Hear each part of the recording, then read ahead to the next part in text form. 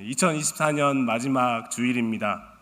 아까 오전 예배를 다 마치고 식당에 아들하고 딸하고 같이 내려가서 식사를 하는데 둘째 딸이 저한테 그러더라고요. 아빠, 이제 두 밤, 세 밤만 자면 7살이야. 되게 해맑게 웃는 그 딸아이를 보면서 정말? 이렇게 해주면서 제 마음은 아빠는 나이 먹고 싶지 않은데 이런 생각이 들었습니다. 아마 대부분 그런 생각 하실 거예요. 하지만 2025년 한 해가 그냥 나이 먹기 싫어서 어쩔 수 없이 다가오는 한 해가 아니라 하나님께서 그 사랑하는 자녀에게 베푸시는 사랑하는 자여 내 영혼이 잘됨 같이 범사에 잘되고 간건하기를 간절히 소망하고 또 바라고 그 뜻대로 이루어지는 우리 모든 성도님들의 삶이 되시기를 예수님의 이름으로 간절히 축원합니다. 한 해를 돌아보면 정말 많은 일들이 생각나실 것 같아요. 그죠? 2024년 한 해 동안 살아오셨는데 어떤 일들이 주로 떠오르십니까? 네, 대답해 주셔서 감사합니다. 어떤 내용인지 들리진 않았지만 그래도 대답해 주셔서 감사합니다. 많은 일들이 있으셨을 것 같아요. 그런데 대부분 그냥 대체적으로 보면 좋았던 기억들보다, 기뻤던 기억들보다 힘들었던 기억들, 또 어려웠던 기억들이 더 많이 떠오르실 겁니다. 저만 그런 건 아니죠. 하나님이 우리를 그렇게 창조하셨다고 해요. 좋은 기억보다는 나쁜 기억들을 더 잘 기억하게 해서 우리로 하여금 더 힘든 일, 더 아픈 일을 예방할 수 있게끔 하나님이 그렇게 우리를 지으셨답니다. 그러니까 나쁜 일이 더 많이 기억난다고 슬퍼하지 않으셔도 돼요. 하나님이 그렇게 지으신 대로 우리가 살아가고 있는 것이니까요. 여러 가지 굳이 따져보지 않아도 사실 우리가 살아가는 삶 가운데 우리를 낙심하게 하는 일, 불안하게 하는 일들이 참 많다. 여러 가지 사건들, 또 관계들, 또 내 자신 안에 그 감정 안에서 이루어지는 일들이 참 많다. 이런 생각들을 해보게 됩니다. 오늘 함께 읽은 시편 42편의 그 기자도요, 내 영혼이 낙심된다고, 내 영혼이 불안하다고 이렇게 고백합니다.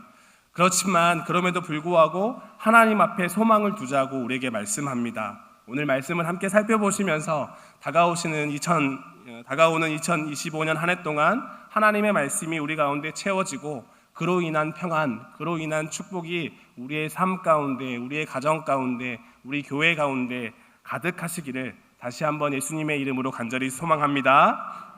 시편 42편의 표제어는 이렇게 되어 있어요. 42편의 위에 표제어가 되어 있는데요, 표제어는 이렇게 되어 있습니다. 고라 자손의 마스길이라고 되어 있어요. 마스길이라는 말은요, 생각하다, 깨닫다 이런 단어에서 나온 단어예요. 그러니까 하나님의 말씀을 묵상하면서 그 말씀에 비추어서 자신의 삶을 되돌아보는 일종의 자기 반성시, 자기 성찰시, 이 정도로 생각하면 좋을 것 같습니다. 그런데 누구의 반성이에요? 앞에 고라 자손이라고 되어 있습니다. 고라 자손은 누구일까? 고라 자손은요, 레위의 증손 고핫의 손자 이스라엘의 아들이라고 되어 있습니다. 쉽게 얘기해서 레위 집안 사람이었다는 얘기예요. 그러니까 일평생 하나님을 예배하는 그곳 가운데, 하나님을 섬기는 그곳 가운데 살았던 사람이죠. 그런데 민수기 16장에 보면 이 고라가요, 여러 다른 사람들과 함께 모세에 반역하는 일이 일어납니다. 그래서 어떤 일이 벌어지게 되냐면 땅이 갈라져서 그 반역했던 무리들이 땅속에 재산까지, 동물들까지 다 그냥 삼키게 되는 그런 일들이 기록하고 있는데요, 하나님이 기뻐하시지 않으셨던 것 같아요. 하지만 고라만 그렇게 되었고요, 민수기 26장 11절을 보면 고라의 아들들은 그 반역에 참여하지 않았다라고 되어 있어요. 그래서 심판에 속하지 않게 됩니다. 다행인 것이죠. 하지만 고라의 반역 사건을 보면서 남겨진 고라 자손들은 어떤 삶을 살아갔을까 생각해 보았습니다. 어떤 삶 살아갔을까요?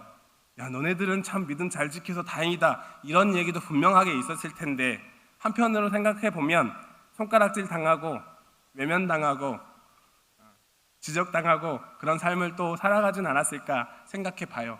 하지만 하나님의 은혜는 변함이 없어서요, 그 아들들에게 주어진 하나님을 섬기고 예배하는 일이 막히는 것이 없었습니다. 그래서 성경의 곳곳에서는요, 고라 자손이 성전의 문지기로 살았다, 또 요리하는 자로 살았다, 찬송하는 자로 살았다, 이렇게 기록되어 있어요. 오늘 시편 42편은 이러한 사람들이 고백했던 고백이라고 이야기하는 거예요. 하나님의 거룩한 성소의 일을 담당하는 자로 살아가다가 반역하는 일로 집안에 큰 일을 겪고, 또 한편으로 반역의 무리로 살아갈 뻔하다가 그럼에도 불구하고 그 누구보다 그 예배의 장소를 사랑하고 섬기기를 원했던 그런 사람들이 기록한 시다, 이렇게 생각하시면 좋을 것 같아요.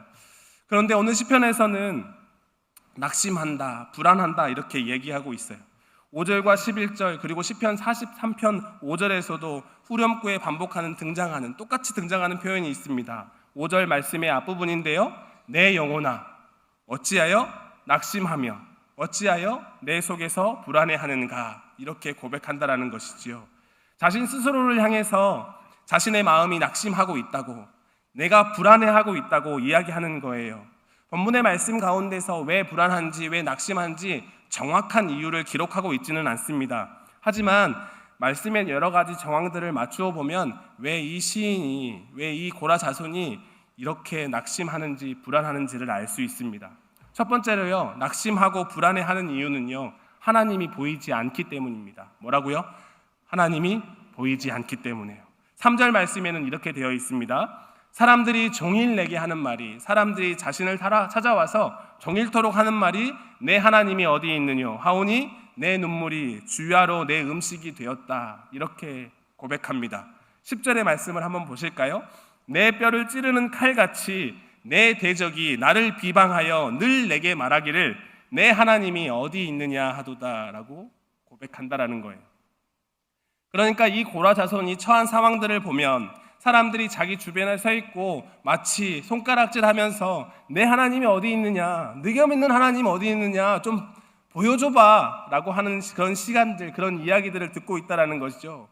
그리고 그 이야기들은 고라 자손에게 어떤 의미로 다가왔을까요? 뼈를 찌르는 칼같이 아픔과 고난의 순간이라고 이야기하는 거예요. 그래서 밤낮 눈물로 시간을 보내고 그 눈물이 자기에게 먹을 것의 유일한 것이 되어서 눈물이 내 주야의 음식이 되었다. 눈물을 흘리는 것 말고는 아무것도 먹지 못하는 그런 상황이다라는 말을 하고 있는 거예요. 우리의 삶 속에서 하나님이 보이지 않을 때, 하루를 살아가는 가운데 하나님이 나와 함께 계시고 있다 느끼지 못할 때 우리는 낙심할 수밖에 없습니다. 불안해할 수밖에 없어요. 당장 내일에 어떤 일이 일어날지 한 치 앞도 알 수 없는 연약한 존재가 우리라는 점을 생각해 본다고 한다면 그냥 오늘 하루 우리에게 주어진 시간 버티고 견디는 것, 그것이 우리가 할 수 있는 유일한 것이 아닐까, 이런 생각합니다. 그러니까 그 생활 속에서 하나님을 경험하지 못하면, 하나님을 바라보지 못하면 우리의 영적인 상태가 그렇다고 한다면 우리는 어떻게 된다고요? 불안할 수밖에 없어요. 낙심할 수밖에 없어요. 더 나아가서 9절에는 이렇게 고백합니다. 내 반석이신 하나님께 말하기를 어찌하여 나를 잊으셨나이까? 내가 어찌하여 원수의 압제로 말미암아 슬프게 다니나이까? 이런 고백하는 거예요. 마치 자기의 상태가 어떻다고요? 하나님이 나를 잃어버리신 건 아닐까? 하나님, 내가 여기 있는 것 하나님이 잊어버리셔서 내가 지금 이런 상황 가운데 이런 삶을 살아가고 있는 건 아닐까? 이렇게 고백한다라는 거예요. 하나님 앞에 나아가고 싶지만 하나님이 경험되지 않고 하나님이 느껴지지 않기 때문에 하나님을 나를 잊으신 것과 같은 그 마음이 있다라는 거죠. 불안할 수밖에 없어요. 낙심할 수밖에 없어요. 두 번째로요, 고라 자손이 낙심하고 불안해하는 이유는요, 하나님을 예배하고 있지 못하기 때문입니다. 4절에서는 이렇게 말씀합니다. 내가 전에 성의를 지키는 무리와 동행하여 기쁨과 감사의 소리를 내며 그들을 하나님의 집으로 인도하였더니 이제 이 일을 기억하고 내 마음이 상하는도다. 이전에는 어떤 삶을 살았다고요? 성의를 지키는 무리와 동행했대요. 기쁨과 감사의 소리를 냈대요. 예배했다는 얘기입니다. 그들을 하나님의 집으로 인도했대요. 하나님으로 집으로 인도하여 가는 과정 가운데 자신들이 있었다라는 얘기예요. 그런데 지금의 상황은요, 그 전 일을 기억하고 내 마음이 상했다. 지금은 예배하고 있다, 예배하고 있지 못하다, 예배하고 있지 못하다라고 말씀하시는 거예요. 전에는 성전에서 함께 모여서 성의를 지키는 무리들과 함께 찬양하고 예배하는 삶을 살았지만 지금은 어떤 이유에서든 그 정확한 이유는 모르지만 그런 삶을 살아가지 못하고 있다라고 고백하고 있다라는 것이죠. 또 한 가지 6절에서는 이렇게 말씀해요. 내 하나님이여 내 영혼이 내 속에서 낙심이 되므로 내가 요단 땅과 헤르몬과 미살산에서 주를 기억하나이다. 내 영혼이 낙심된다라고 이야기하고요. 요단 땅 헤르몬과 미살산을 이야기합니다. 요단 땅도 마찬가지고요. 헤르몬 산도 마찬가지고요. 예루살렘과는 거리가 상당히 떨어져 있는 곳의 지명을 의미합니다. 그러니까 지금 고라 자손의 마음은 어떤 거예요? 예루살렘에서 하나님을 예배했던 것을 생각하면서 지금은 그렇게 하지 못하고 있는 자신의 상황을 보면서 낙심하고 있는 거예요. 불안해하고 있는 거예요. 예배의 자리조차도 가깝게 나아가지 못하는 자신의 상황, 자신의 마음을 표현하고 있다는 것이죠. 때문에 그 마음이 어땠을까? 그 마음을 저는 7절 말씀에서 너무 잘 표현하고 있다고 생각해요. 주의 폭포 소리에 깊은 바다가 서로 부르며 주의 모든 파도와 물결이 나를 휩쓸었나이다. 성도님들이 이 7절의 말씀을 읽으시면서 어떤 감정 또 어떤 생각이 드십니까? 어떤 느낌이 드십니까? 와, 바다다. 물놀이다. 뭐 이런 생각 드십니까? 자신이 낙심하고 자신이 불안해 있는 상황 가운데 주의 폭포 소리가 깊은 바다가 서로 부르는 것처럼 주의 파도와 물결이 나를 휩쓸어 가는 것처럼 느껴진다고 한다면 이곳에서 시적 화자가 느낄 수 있는 감정은 외로움이었을 거예요. 감당할 수 없는 아픔이었을 거예요. 사나운 폭풍 속에서 난파된 배 조각 하나 붙잡고 이리저리 휘둘려 나아가는 그런 모습이 바로 이 모습이지 않을까 생각해 봅니다. 우리의 모습, 우리의 마음은 좀 어떠십니까? 2024년 한 해를 되돌아보면서 혹 낙심하거나 불안해 하시진 않으셨습니까? 혹 지금 이 시간이 낙심하거나 불안한 삶을 살아가고 계시진 않으십니까? 우리의 일상의 삶 가운데 여러 가지 영적인 부분들을 점검해 볼 때에 어느 정도 자신 있게 전 평안합니다 이렇게 말하실 수 있는 분들이 계실까요? 오늘 시편 42편을 기록하고 있는 이 고라 자손은 구체적인 어떤 상황들을 다 알 수는 없지만 예배드리는 상황을 하지 못해서 답답함을 호소합니다. 낙심했다, 불안하다 이야기합니다. 우리도 또한 마찬가지예요. 우리의 삶 속에서 하나님을 경험하지 못한다면, 더 나아가서 그 하나님 앞에 예배하는 삶을 살아가지 못한다면 우리의 삶의 끝은, 우리의 삶의 답은 정해져 있어요. 낙심하고 불안해할 수밖에 없을 겁니다. 그래서 우리는 하나님이 없이는 불안할 수밖에 없고 낙심할 수밖에 없는 거예요. 그러니까 우리는 이 시간 가운데 어떻게 해야 되겠다라고 다짐해야 할까요? 이러한 낙심하고 불안한 상황 가운데 있을 때 우리는 어떻게 해야 할까? 첫 번째로 우리가 가져야 될 마음의 태도에 대해서 말씀합니다. 그것이 무엇이냐면 하나님을 향한 갈급함이에요. 뭐라고요? 하나님을 향한 갈급함이요. 1절에서는 이렇게 말씀합니다. 하나님이여 사슴이 시냇물 찾기에 갈급함같이 내 영혼이 주를 찾기에 갈급하니이다. 하나님 앞에 자신이 어떤 모습으로 나아가겠다고 고백해요? 하나님을 찾는데 간절함으로 나아가겠다고, 갈급함으로 나아가겠다고 이야기해요. 그런데 그 갈급함을 설명하는 표현 가운데 어떤 표현을 쓰고 있나요? 사슴이 시냇물을 찾아 갈급한 것 같이라는 표현을 사용해요. 그런데 여러 가지 번역본을 좀 살펴보니까 이 개역개정의 번역본이 조금 약하다. 표현이 좀 너무 고상하다 이런 생각이 좀 들었습니다. 그래서 찾아보니까 새번역 성경에는 이렇게 번역하고 있더라고요. 새번역 성경에 있는 것을 한번 읽어보도록 하겠습니다. 새번역 성경입니다. 시작. 하나님, 사슴이 시냇물 바닥에서 물을 찾아 헐떡이듯이 내 영혼이 주님을 찾아 헐떡입니다. 느낌이 확 오시죠? 시냇물 바닥에서 물을 찾아 헐떡이듯이 하나님, 내가 그 마음으로, 그 심정으로 주를 향한 갈급함으로 나아갑니다. 이렇게 고백하는 거예요. 보통 낙타와 같은 동물들은 일주일 정도는, 일주일 그 이상으로 물이 없어도 견딜 수 있는 동물로 알려져 있습니다. 그래서 사막을 이동할 때 주로 낙타와 같은 동물을 이용하죠. 그런데 사슴은요, 매일매일 그 물을 마시지 못하면 안 되는 피가 더운 동물에 속한다 이런 이야기가 있습니다. 때문에 물을 마시지 않으면 물에 대한 갈증이 엄청나게 생기는 동물인 것이죠. 그러니까 이 사슴이 시냇물을 찾는다라고 하는 것은 물 좀 마셔야지, 이런 느낌으로 마시는 것이 아니라 물 어디 있어 물 이런 간절한 마음으로 찾는다는 것이에요. 더 나아가서 세번역 성경에서 보면 어디서 찾는다고요? 시냇물 바닥에서 찾는데요. 그러니까 시냇물 바닥이라고 하는 것은 원래 시내가 흘렀는데 지금은 그 시내가 거의 말라서 물이 거의 흘러가지 않는 그런 상황들을 생각해 볼 수 있고요. 사슴이 자신의 그 목마름을 해결하기 위해서 예전에는 시냇물이 흘렀지만 지금은 거의 남아있지 않은 그 시냇물 바닥에서 물을 찾고 있다. 물이 있는 것을 간절하게 찾고 있다. 이렇게 생각해 볼 수 있는 대목이 되는 거죠. 또 다른 학자는요, 이 지점에서 사슴이 시냇물을 찾아 갈급하다 이런 이야기를 이렇게 해석합니다. 사슴의 뿔에서는 독특한 사슴의 뿔에서만 나오는 향이 있대요. 그래서 천적들이 그 향을 쫓아서 사슴을 추적한다고 합니다. 그러니까 사슴이 그 생명을 자기를 죽이려고 하는 그 천적에서 벗어나려고 하려면 어떤 삶을 살아야 되죠?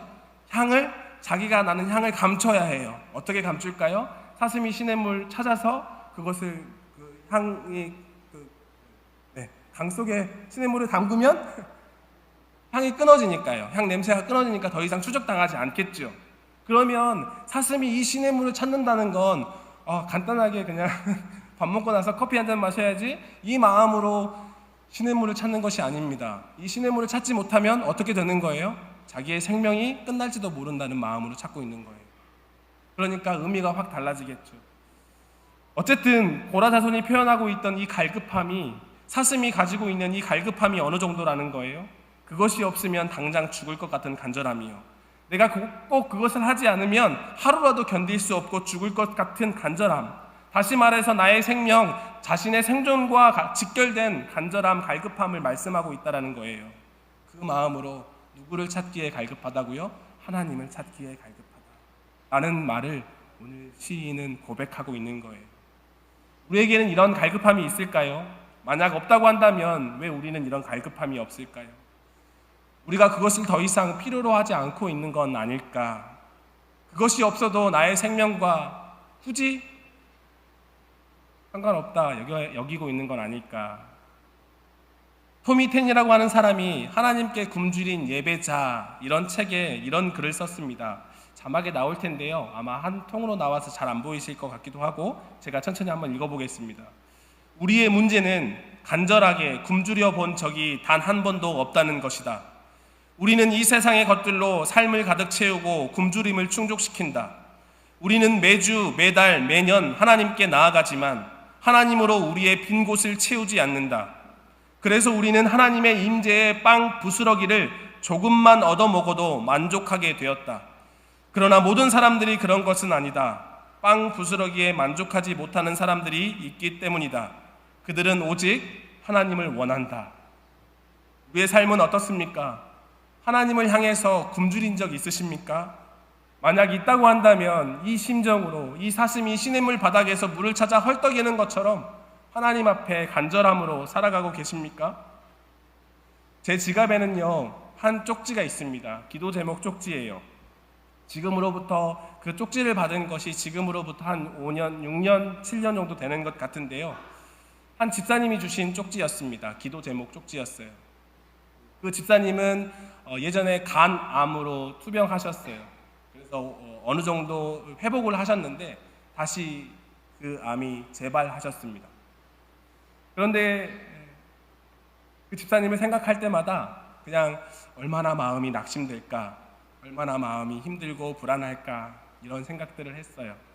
그런데 그 집사님에게 기도 제목입니다. 쪽지를 받았습니다. 제가 쪽지를 받았어요.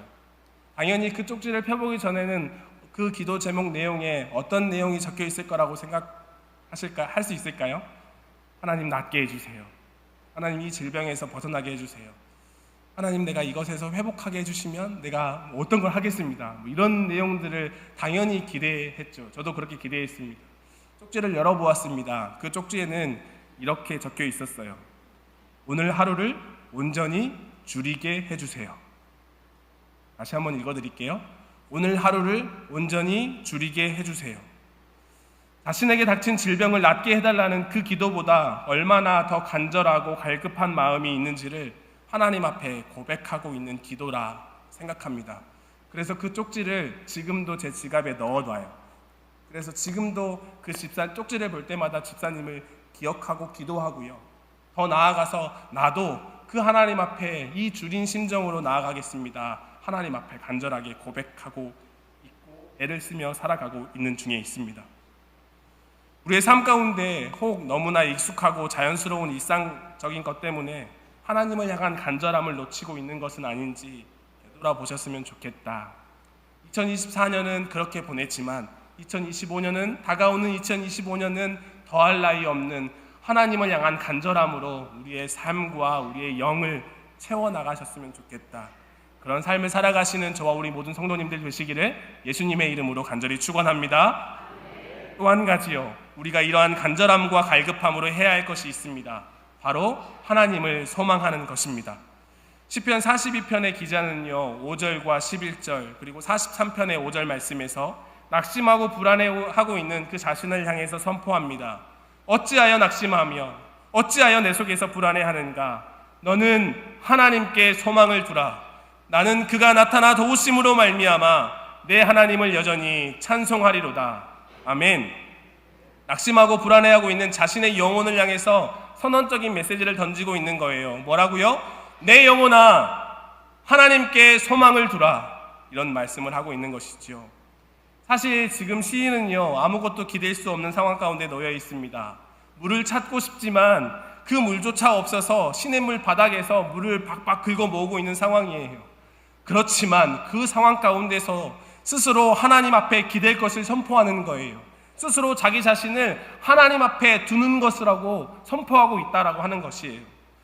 다시 말해서 우리에게 다가오는 어려움의 상황 가운데 우리는 어떻게 이겨내고 견뎌낼 수 있다고 말씀하시는 것입니까? 하나님을 찾으라. 하나님 앞에 나아오라. 지금 내가 할 수 있는 가장 최선의 소망은 그 마음을 가지고 하나님 앞에 자신을 두는 것이다. 이렇게 얘기하고 있는 것이에요. 그렇다면 하나님 앞에 소망을 둔다. 이런 건 어떤 삶일까요? 소망을 둔다는 말을 생각하면 이런 단어를 생각할 수 있습니다. 원한다, 바란다, 기대한다, 기다린다. 그러니까 하나님 앞에 소망을 둔다는 말을 바꾸어 말하면 하나님을 내가 원한다, 하나님을 내가 바란다, 하나님을 내가 기대한다, 하나님 앞에 내가 기도한다 라고 되는 것이죠. 이 모든 것들을 모아서 설명하면 어떤 이야기가 될까요?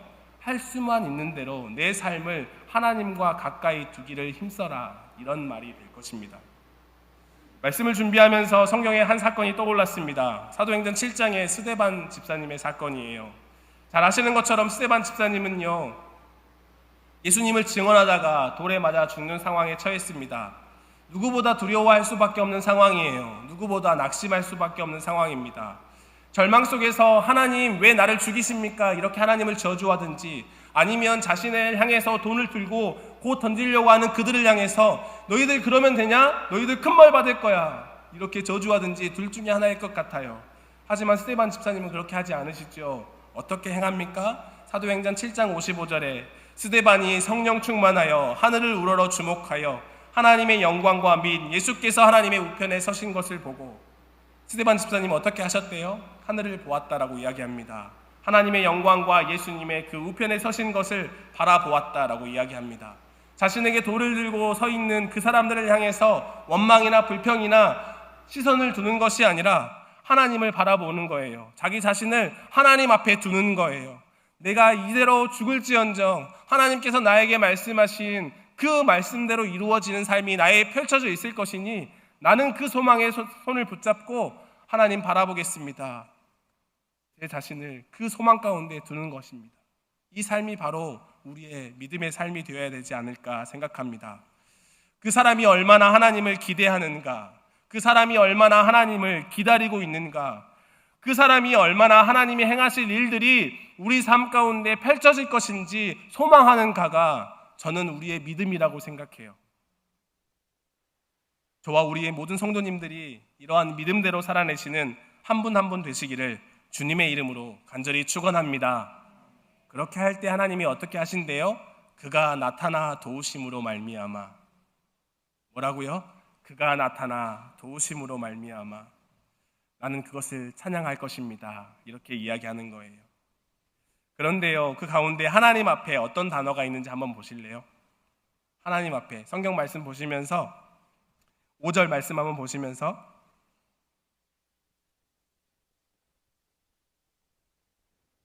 11절 말씀입니다. 11절 말씀 보시면서 내 영혼아 내가 어찌하여 낙심하며 어찌하여 내 속에서 불안해하는가 너는 하나님께 소망을 두라 나는 그가 나타나 도우심으로 말미암아 내 하나님을 여전히 찬송하리로다. 하나님 앞에 어떤 단어가 있어요? 네라는 단어가 있어요.